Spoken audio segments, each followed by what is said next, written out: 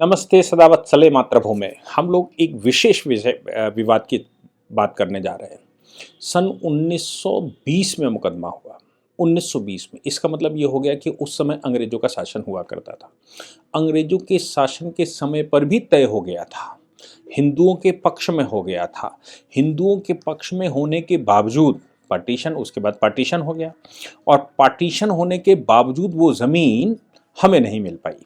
पाकिस्तान बन गया, ईसाई यहाँ से चला गया और हम जिसके लिए एक्सक्लूसिव हिंदुस्तान छोड़ा गया उनको वो जगह वापस नहीं मिल पाई। उसके इलस्ट्रेशन के रूप में अगर आप वक्फ बोर्ड को देखना चाहें तो वो देख सकते हैं और ईसाई मिशनरियों के बोर्डों को देखना चाहें तो वो देख सकते हैं। नॉर्थ इंडिया में अलग है, साउथ इंडिया में अलग है। और मजे की बात यह है कि ना तो वक्फ का वक्फ का अधिकार है और ना ही मिशनरियों का अधिकार है इन भूमियों पर। मिशनरियों का अधिकार इसलिए नहीं है क्योंकि मिशनरियां उस समय, मिशनरियां से मतलब है उस समय जब अंग्रेज सरकार बैठा करती थी तो 1927 में उसने मिशनरियों की पूरी पावर अपने हाथ में ले ली थी। और ये जो चर्च देश भर में बनाए गए थे, ये चर्च तो जहां पर ईसाई बैठा उसने चर्च बना लिया, वो सरकारी भूमि थी। क्योंकि सरकार ईसाई थी इसलिए सरकार ने वो मंदिर, वो चर्च बनवाए थे। चाहे वो कलेक्ट्रेट के पास बनवाए गए हों, चाहे वो मिशनरी के स्कूल बनाए गए हों, मिशनरी के नाम से अस्पताल बनाए गए हों, और या फिर वो मिशनरी के काम करने के लिए कुछ और बनाया गया हो। कुल मिलाकर वो सरकार थी, सरकार ने स्कूल बनाया जिसको मिशनरी नाम दिया, सरकार ने अस्पताल बनाए। तो आप देखेंगे कि जो पुराने डिस्ट्रिक्ट हैं अंग्रेजों के समय के, वहां पर डिस्ट्रिक्ट हेडक्वार्टर में आपको एक मिशनरी का स्कूल मिलेगा। उसका नाम क्रिश्चियन कॉलेज हो सकता है, उसका नाम कुछ सेंट फेंट लगाकर कुछ हो सकता है। और वहीं पर आपको म्युनिसिपल एक अस्पताल मिलेगा जिसको म्युनिसिपल अस्पताल या मिशनरी का अस्पताल कहा जाएगा। और वहीं पर आपको उनके और अनाथालय मिलेंगे। ये सब उनकी व्यवस्था थी। चूंकि वो सरकार थे, अब सरकार यहां से भाग गई, यूएनओ ने उनको भगा दिया। मतलब सेकंड वर्ल्ड वॉर की वजह से यूएनओ ने तय किया कि सबको वापस जाना पड़ेगा। वो यहाँ से वापस चले गए। 1927 में जो उन्होंने राइट उनके पास थे, सरकार के पास थे, वो राइट सारे भारत सरकार के पास आ गए। भारत सरकार ने 1965 में चिट्ठी लिखकर राज्य सरकार, 66 में जहाँ तक मुझे याद है कि उस समय शास्त्री जी प्रधानमंत्री हुआ करते थे। शास्त्री जी के प्रधानमंत्री काल में सभी राज्य सरकारों को चिट्ठियां लिखकर ये कहा गया था कि चर्च की जो ऑर्गेनाइजेशन है वो सेपरेट हो सकती है। ज़मीन भारत सरकार की है, जो ज़मीनें भारत सरकार की उस पर सर्वे करना चाहिए और उन ज़मीनों को कैसे राज्य सरकार को लेना है राज्य सरकार को तय करना चाहिए।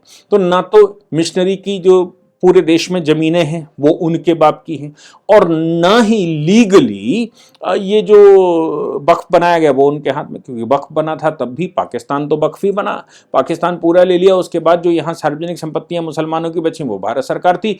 नेहरू जैसा प्रधानमंत्री बैठा था, उसने उन संपत्तियों के मैनेजमेंट करने के लिए एक संगठन बनाया, एक बॉडी बनाई, उस बॉडी का नाम वक्फ बोर्ड रख दिया। मतलब वो बॉडी पाकिस्तान ने जो बनाई, उन्होंने इवेक्यू ट्रस्ट प्रॉपर्टी बोर्ड बनाया और हमने इवेक्यू बोर्ड अलग बनाया, कस्टोडियन अलग बनाया। उसके लिए कहा हमने जो प्राइवेट प्रॉपर्टियां हैं उन पर देख लो, और जो सार्वजनिक संपत्ति थी वो वक्फ बनाकर रख दी। यानी कि वो भी भारत सरकार की संपत्तियां थी, मैनेज करने के लिए वक्फ बोर्ड बनाया गया था। लेकिन भारत मुक्त नहीं हो पाया क्योंकि हमको पहला प्रधानमंत्री ऐसा नहीं मिला, हमको उस समय की सरकार ऐसी नहीं मिली, हमको दूरदृष्टि रखने वाले लोग नहीं मिले, जिसकी वजह से पाकिस्तान जैसा नासूर बनने के बाद भी भारत में वो समस्या रहेगी। और अब वो विकराल रूप ले चुकी है, जिनका अधिकार भारत पर बिल्कुल नहीं है, जो भारत के नागरिक सिर्फ संविधान की वजह से हैं, जो भारत के नागरिक इसलिए हैं क्योंकि संविधान अनुमति देता है, जो भारत के नागरिक भारत में अधिकार इसलिए रखते हैं क्योंकि भारत का कानून अधिकार देता है, लीगली कानून अधिकार देता है, इसलिए है। अदरवाइज अगर आप पार्टीशन की थ्योरी पर आएंगे तो किसी को कोई अधिकार नहीं होना चाहिए। उस विषय पर अभी तक हमने बात नहीं करी। तमिलनाडु एक बड़ा केंद्र है, वहां का मुख्यमंत्री भी ईसाई है और तमिलनाडु में मंदिरों की 44,000 मंदिरों की एक श्रृंखला है। जो बड़े मंदिर हैं, देश के बड़े महान मंदिर माने जाते हैं, और 44,000 ऐसे मंदिरों की जो श्रृंखला है वो उसके पास लगभग 5 लाख एकड़ से ज्यादा की भूमि है। 5 लाख एकड़ भूमि जिसके पास हो, उस 5 लाख एकड़ में से लगभग 20% उसकी जमीन, यानी कि 1 लाख एकड़ जमीन अतिक्रमण में ही चली गई। Hindu religious and charitable endowment act बनाया, उसके तहत अधिकार दे दिया और वो अधिकार के तहत लेकर चले गए। अब आप सोचिए कि 3 बड़े मंदिर जिनकी अभी हम चर्चा करने जा रहे हैं, जिनके हाई कोर्ट से ऑर्डर आए हैं। एक मंदिर है तिरुपरंकुंद्रम, दूसरा है तिरुवन्नामलाई और तीसरा है मदुरई का मीनाक्षी मंदिर। मदुरई का मीनाक्षी मंदिर तो विश्व प्रसिद्ध है। हालांकि ये भी मंदिर कोई हल्के नहीं है, लेकिन मीनाक्षी मंदिर है। मीनाक्षी मंदिर हम सब जानते हैं बैगई नदी तट पर बना हुआ है। पांड्य काल में 7वीं शताब्दी में विकसित किया गया। चेन्नई उत्सव, मीनाक्षी शिव विवाह में 10 लाख से ज्यादा लोग उसमें शामिल होते हैं। नवरात्रे में, आवनी पूजोत्सव में, और Hindu religious and endowment act का प्रबंधन है। आप सोच लीजिए। और उसके पास अपनी भूमि बहुत सारी, जिसमें 20% भूमि का अतिक्रमण है। उसके पास अपनी 5 लाख एकड़ भूमि जिस पर कब्जा है। आप सोच लीजिए कितना बड़ा विवाद है। ये जो केस हाई कोर्ट में आया और हाई कोर्ट की पीठ ने डिसाइड किया, वो समझना चाहिए। तीनों मंदिरों की हम समानांतरता बताते हैं। तिरुपरंकुंद्रम जो विवाद है वो उस पर एक दरगाह बना दी। वो एक पहाड़ी है, 1923 में प्रीवी काउंसिल ने डिसाइड कर दिया था। वो एक पहाड़ी है, पहाड़ी पर भगवान का मंदिर है। तलहटी पर, मतलब पहाड़ी जैसे शुरू होती है वैसे ही उसके बेस पर भगवान का मंदिर है, सुब्रमण्यम का। मंदिर में खूब पूजा अर्चना होती है और बहुत पुराना मंदिर है, मतलब वो एंशिएंट काल का मंदिर है, जिसको पंचगणपति कहा जाता था। ऐसी 7 पहाड़ियां हैं, सप्तगणपति या पंचगणपति कहा जाता है, वो मंदिर है। मंदिर में इन लोगों ने ऊपर एक दरगाह बना ली, छोटी दरगाह बनाने के बाद उस पर एक मस्जिद बना ली। मस्जिद बनाने के बाद अब वहां उत्सव करने लगे। खैर, विवाद उस समय हुआ, अंग्रेजी शासन था, विवाद हुआ। विवाद के समय पर प्रीवी काउंसिल तक मुकदमा गया। प्रीवी काउंसिल ने कहा दरगाह केवल पहाड़ी के उस हिस्से तक सीमित है जितना उसके पास कब्जा है, बाकी तो पूरा जो मंदिर है वो जो है वो भगवान का मंदिर है। वहां उत्सव भी बहुत बड़े बड़े होते हैं। अब ये तिरुपरंकुंद्रम का जो विवरण है, जो मंदिर है, उसमें दरगाह अतिक्रमण करना चाहती है। हिंदू समाज वहां डटकर लड़ रहा है। और किस बात पर लड़ाई है? जो अभी ऑनरेबल हाई कोर्ट में आया, उसमें विवाद किस बात का है? उसमें विवाद इस बात का है कि दीप थून पर दीप प्रज्वलन होते हैं। अच्छा, तमिलनाडु की ये पुरानी परंपरा है कि ये जो उनके महीने के हिसाब से नवंबर दिसंबर में कार्तिक क्या उसको कहते हैं, उस महीने में पूरे तमिलनाडु में हिंदू समाज रोशनी मनाता है। कार्तिकई दीपम कहते हैं उसको। तो कार्तिकई महीने में दीप जलाया जाता है, नॉनवेज नहीं खाया जाता है, कोई अनैतिक काम नहीं किया जाता है, मतलब स्वच्छता के साथ। जैसे उत्तर भारत में हम कहें कि सावन का महीना है, उत्तर भारत में हम कहें कि नवरात्रि का महीना है, वैसे दक्षिण भारत में भी ये सारे होते हैं, ऐसा नहीं है। लेकिन तमिल भाषा में, जो तमिल की कल्चर है, उसमें कार्तिकई दीपम उत्सव मनाया जाता है और सभी हिंदू समाज मंदिरों में जलाते हैं और उसकी रोशनी करते हैं, अपने घरों में रोशनी करते हैं और पूरे महीने तक करते हैं। अब मंदिर प्रशासन ने दीप जलाए तो दरगाह वालों को समस्या होगी। दरगाह वाले मना करने चल दिए, विवाद हो गया। राज्य सरकार तो आप जानते ही वहां कैसी है। ऑनरेबल हाई कोर्ट में मामला जाना पड़ा।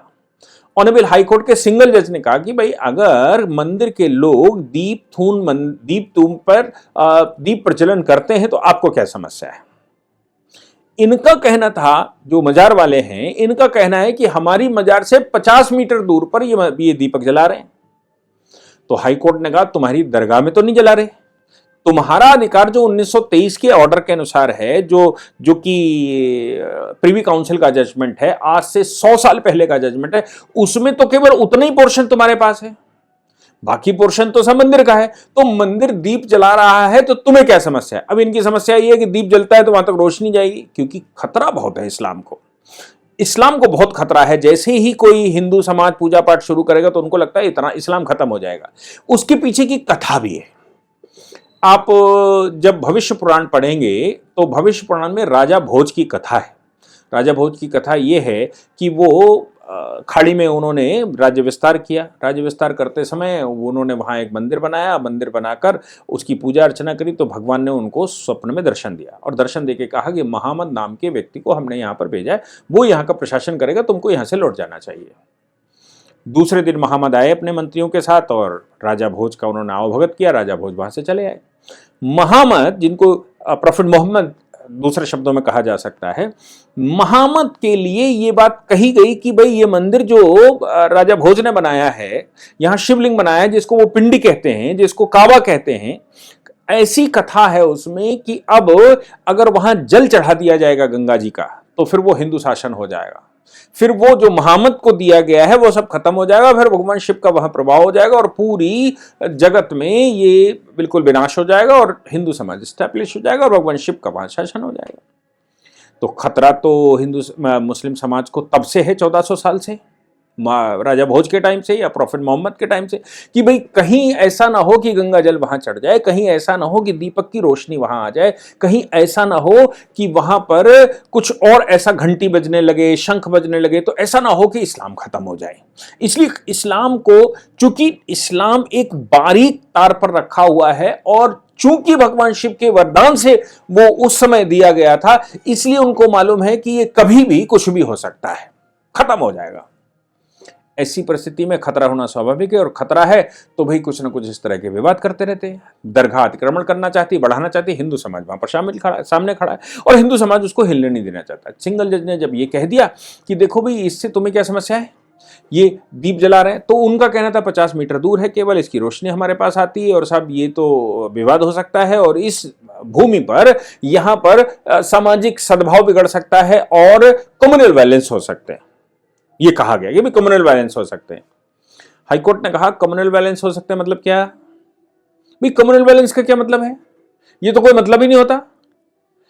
ये राज्य सरकार की जिम्मेदारी है कि वहां कम्युनल वायलेंस ना हो। जब मंदिर में लोग पूजा करने जाते हैं, वहां दीप जलाने जाते हैं, वहां पर दर्शन करने जाते हैं और वो चूंकि सुब्रमण्य में भगवान का वो मुख्य मंदिर है तो वहां कोई समस्या नहीं होनी चाहिए आपको। और अगर कोई कम्युनल वायलेंस की बात आती है तो राज्य सरकार करेगी नहीं, फिर राज्य सरकार को उन्होंने आदेश किया, राज्य सरकार को उन्होंने आदेश किया देखिए आपकी जिम्मेदारी बनती है कि यहाँ मंदिर में कोई वायलेंस ना हो। और ये स्पेशली पुलिस को, उस जिले की पुलिस को कहा कि तुम्हारी जिम्मेदारी बनती है कि वहां त्योहार सही से बने, नहीं तो तुमको हम सीधा घसीटेंगे और ये मानेंगे कि तुम इनकैपेबल हो, प्रशासन नहीं देख सकते। अब वहां तमाम तरह के नाम बदले जाते हैं। एक विवाद और खड़ा कर दिया कि साहब वहां नॉन वेज बनेगा, वहां कुर्बानी दी जाएगी वो दरगाह पर। अच्छा एक बात मुझे अभी तक समझ में नहीं है कि मुसलमान की थ्योरी क्या है। वो एक अल्लाह को मानता है, निरंकार को मानता है, फिर ये मजार में क्या कर रहा है, वो स्ट्रक्चर को नहीं मानता, भारत माता की सेवा नहीं कर सकता, भारत माता की जय नहीं कह सकता। क्यों? क्योंकि इबादत कर तो केवल अल्लाह की हो सकती है। तो फिर मुर्दा जिसमें गाड़ा गया हो, दरगाह सिकंदर शाह इसमें कुछ नाम है, उसकी दरगाह बनाई गई हो, मतलब उसको मुर्दा गाड़ा गया होगा, या मैं कहूं कि कब्रिस्तान होगा। वहां जहां मुर्दा गाड़ा गया हो उसकी इबादत कैसे कर सकते हैं? जब आप भारत माता की इबादत नहीं कर सकते, मां बाप की इबादत नहीं कर सकते, आप किसी की नहीं कर सकते अल्लाह के अलावा, तो फिर आप ये कब्रिस्तान की इबादत कैसे करते हैं? समझ में नहीं आता। लेकिन हाँ, उससे कब्जा जरूर मिलता है, भू राजनीतिक आंदोलन पूरा होता है, इसलिए वो सही है। 2025 में ये विवाद आया तो वहां कुर्बानी का तो 2 जजेस की बेंच में गया था, उसने स्प्लिट वर्डिक्ट दी थी, मैंने उसको कवर भी किया था। स्प्लिट वर्डिक्ट दी थी और ये कहा था कि भाई इस मामले में एक जज ने कहा कि नहीं कुर्बानी से कोई फर्क नहीं पड़ता, एक ने कहा कि नहीं हिंदू मंदिर है और वहां पर चूंकि पवित्र स्थान है, वहां किसी को मारना या हत्या करना ठीक नहीं है। ये बात स्प्लिट में है, चूंकि स्प्लिट में है इसलिए अब वो तीसरे जज के पास चली गई। अब 3 डिसाइड करेंगे, तीसरा जज अगर कह देगा कुर्बानी हो सकती है तो होगी, नहीं कहेगा तो नहीं होगी। और अगर जो भी डिसीजन होगा वो सुप्रीम कोर्ट आएगा, फिर सुप्रीम कोर्ट क्या कहेगा वो सुप्रीम कोर्ट तय करेगा। इसी प्रकार का ये अभी का जजमेंट है जिसमें उसने कहा कि देखो ये 1923 के जजमेंट पर चले और इस पहाड़ी पर तुम्हारा केवल उतना ही हिस्सा है जितने पर तुम्हारा स्ट्रक्चर बना हुआ है, उसके अलावा पूरी पहाड़ी चूंकि भगवान के नाम से है, भगवान की पहाड़ी है और वहां मंदिर का पूरा प्रशासन है, इसलिए मंदिर प्रशासन कुछ भी वहां कर सकता है। वो मर्जी हो वहां दिए जलाए, मर्जी हो उतने दिए जलाए, मर्जी हो तब वो पूजा करे, मर्जी हो वो तब आराधना करे। तुम ऊपर बैठे हो, वो नीचे बैठे हैं, तुम्हारे वहां से यहां कोई फर्क नहीं पड़ता, तुम अपने वहां कर सकते हो। अब वो 50 मीटर दूर है ऊंचाई में तो वो देखो, लेकिन ये मंदिर चूंकि मंदिर वहां पर है और पहले से प्रीवी काउंसिल का जजमेंट, इसलिए तुम्हारा नहीं चलेगा। वो सिंगल जज ने डिसाइड कर दिया और प्रशासन को भी आदेश दे दिया। इसी प्रकार का एक विवाद तिरुवन्नामलाई मंदिर में है, वहां ईसाइयों का अतिक्रमण है। 5 एकड़ भूमि पर ईसाइयों ने अतिक्रमण कर लिया। हाईकोर्ट का आदेश आया, 5 एकड़ जमीन पर कब्जा है। यहां पर भी कार्तिकेय दीपम और नॉनवेज विवाद है, क्योंकि वो ईसाई हैं, वो नॉनवेज खाएंगे और कार्तिकेय दीपम का वहां पर दीप जलते हैं, वो नहीं मानते। अच्छा, ये यहां पर चूंकि ईसाई बैठा हुआ है तो वो तो प्रोग्रेसिव अपने आप को बताता है, शॉपिंग कॉम्प्लेक्स बनाएगा। अब ये शॉपिंग कॉम्प्लेक्स का फॉर्मूला लिया है, हालांकि रद्द कर दिया। ईसाई नॉनवेज का इशू था, उस पर भी कोर्ट ने ऑर्डर कर दिया। अतिक्रमण हटाने का भी आदेश कर दिया, लेकिन वो मान नहीं रहे। मदुरई मीनाक्षी मंदिर में इनको क्या समस्या थी? ये तो भाई 50 एकड़ की भूमि है, अब वहां 50 एकड़ पर चर्च का कब्जा कर लिया। वो जमीन जो है उनके पास, उसमें 50 एकड़ में चर्च ने कब्जा कर लिया, जबकि 1966 का सुप्रीम कोर्ट का फैसला है। इस विषय पर अब तक लगभग 10,000 केस आ चुके हैं मीनाक्षी मदुरई मंदिर के मामले में। चेन्नई उत्सव इसमें होता है, और यहां पर 10 मूर्तियां भी 2025 में हमला करके 10 मूर्तियां गिरा दी गई थी, कुरान बांटी गई थी। आप सोच सकते हैं क्या हो रहा होगा। फंडों का दुरुपयोग का मामला आया, जो कि वो कर रहे थे। चर्च का कब्जा हो गया, कुरान का वितरण कर दिया। संपत्ति की रिपोर्टिंग हुई तो मालूम पड़ा संपत्ति गायब हो गई। हाईकोर्ट को पूछना पड़ा भाई क्या है। तमिलनाडु में ये चल रहा है, हाई कोर्ट से उनको सारे अधिकार मिलने के बाद, सारे प्रोटेक्शन होने के बाद, हाई कोर्ट से लगातार ऑर्डर उनके पक्ष में हो रहे हैं हिंदू समाज के, क्योंकि तमिलनाडु हम सब जानते हैं कि हिंदुओं का, शैव मतावलंबियों का मुख्य स्थान रहा है। वहां रहने वाले लोगों ने हिंदू समाज के ऊपर, जब हिंदू सबसे मतलब निकृष्ट स्थिति में था, कब्जा हिंदुस्तान का नॉर्थ इंडिया में हो चुका था मुसलमानों का, मंदिर तोड़ दिए गए थे, तब भी दक्षिण भारत ने अपने मंदिर बचा कर रखे, मुसलमानों को खानदेश बिरार पर नहीं करने दिया। और जहां कहीं भी वो गए तो अरगाएं दरगाएं ये छोटे छोटे करके, जिनको किसी ने ध्यान नहीं दिया। तो आज की तारीख में चूंकि मुख्यमंत्री भी वैसा ही है और वो हिंदू समाज को कीड़ा मकोड़ा HIV और पता नहीं क्या क्या कहता रहता है, वो सब कुछ है। अच्छा, मजे की बात यह है, तिरुपरम कुंद्रम विवाद को मदुरई कृष्ण जन्मस्थान संघर्ष से जोड़ा जाता है। अब वो कुरान वितरण करते हैं वहां पर, तो विवाद तो होना स्वाभाविक है। अब वो कहते हैं हमारे फंडामेंटल राइट है भैया, हमको ये करने का राइट था, हमको वहां कुरान वितरण, हम तो ये राइट टू प्रोपोगेशन आर्टिकल 25 से लेकर 30 तक हमारे पास रखा हुआ था, वो मेरा फंडामेंटल राइट था। हालांकि हाई कोर्ट का बहुत अच्छा डिसीजन आया और हाई कोर्ट ने कहा कि भाई देखो, हम कुछ नहीं कह रहे। 1923 वाले और राज्य सरकार को भी उन्होंने ऑर्डर दिया। और इन सभी मामलों में जो बड़े विवाद हैं, इनमें हिंदू रिलीजियस एंडोमेंट एक्ट का हमने आपको बताया कि 40,000 एकड़ जमीन कहां चलेगी, 49,000 एकड़ जमीन कहां चलेगी, उन्होंने पूछा। वो भी विवाद चल रहे हैं। तमिलनाडु के अंदर हर एक मंदिर को विवादित करने की कोशिश या तो ईसाई कर रहे हैं या मुसलमान कर रहे हैं, और राज्य सरकार उनका सपोर्ट कर रही है। वो तो हाई कोर्ट है बलिहारी कि हाई कोर्ट कर रहा है। मैं समझता हूं तमिलनाडु में सरकार बदलना अति आवश्यक है। अगर तमिलनाडु में सरकार ना बदली गई तो तमिलनाडु के हिंदुओं का जीना मुश्किल हो जाएगा, और कैसे सरवाइव करेंगे ये एक बड़ी समस्या भविष्य की होने वाली है। लेकिन आज फिलहाल हाईकोर्ट का एक अच्छा आदेश आया है। जय हिंद, जय भारत, वंदे मातरम।